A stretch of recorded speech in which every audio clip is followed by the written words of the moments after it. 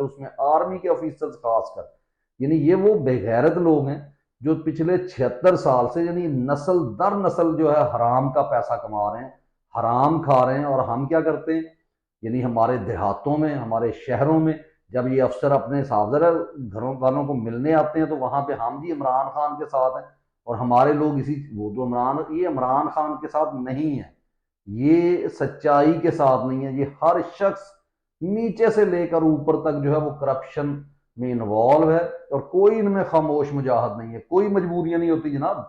अगर मजबूरियां हो तो इमरान खान की भी मजबूरियां, वो अरशद शरीफ की भी मजबूरियां थी, इस दुनिया में नहीं रहा।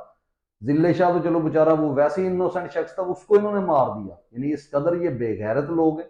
लेकिन हम क्या करते हैं कि इनकी मजबूरियां हैं जी, किस चीज की मजबूरी है भाई? यानी आपने हक के साथ खड़े होना तो वो ठुड्डा मारो दूसरे काम को, छोड़ दो भूखे मार जाओ।